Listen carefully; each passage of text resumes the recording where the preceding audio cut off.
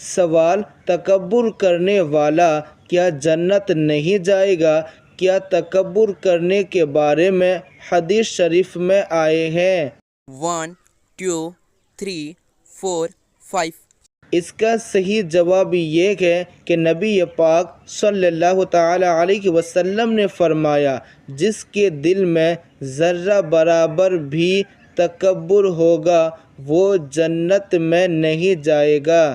سوال: کیا ذرہ برابر بھی ریاکاری منع ہے؟ یعنی ریاکاری اسے کہتے ہیں جو دکھاوا ہوتا ہے۔ جیسے آپ نماز پڑھتے ہیں تو آپ اللہ کے لیے نماز پڑھتے ہیں، اگر آپ نے یہ سوچ کے نماز پڑھ رہے ہیں کہ لوگ دیکھ رہے ہیں یا لوگ نمازی کہیں گے تو یہ ریاکاری ہے، یعنی دکھاوا ہے۔ تو کیا ذرہ برابر بھی ریاکاری منع ہے یا پھر نہیں؟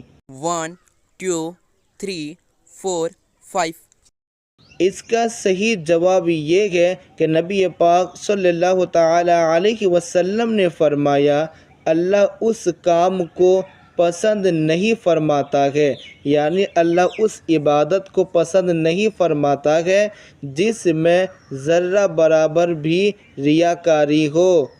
سوال: قیامت کے دن ریاکار کو کن ناموں سے اٹھایا جائے گا؟ یعنی جو دنیا میں دکھاوا کرتے ہیں، قیامت کے دن کن نام سے اٹھائے جائیں گے؟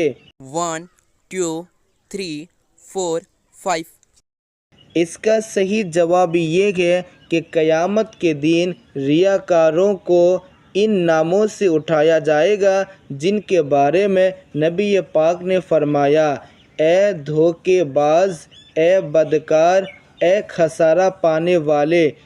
ان ناموں سے قیامت کے دن ان لوگوں کو اٹھایا جائے گا جو ریاکاری کرتے تھے۔ سوال: کون سی خطا یعنی گناہ سب سے پہلے واقع ہوئی؟ 1 2 3 4 5 اس کا صحیح جواب یہ ہے کہ جو سب سے پہلے خطا واقع ہوئی وہ حسد ہے۔ سوال: حسد سے نیکیوں کو کیا نقصان پہنچتا ہے؟ یعنی حسد کرنے سے نیکیوں پر کیا اثر پڑتا ہے؟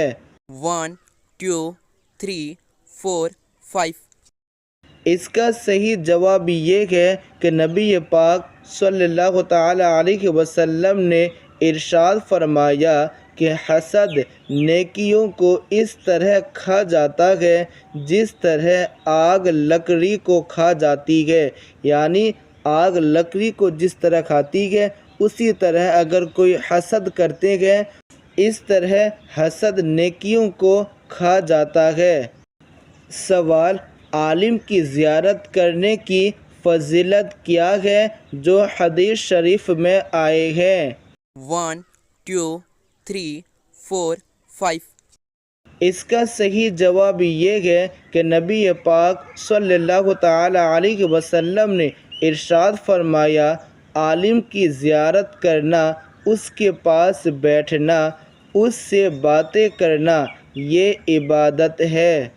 سوال: کیا آپ کو معلوم ہے کہ قیامت کے دن کون سے فرشتے سور پھونکیں گے؟ اگر اس کا جواب آپ کو معلوم ہے تو کمنٹ سیکشن میں جواب دیں۔ چلیے ملتے ہیں نیکسٹ ویڈیو میں۔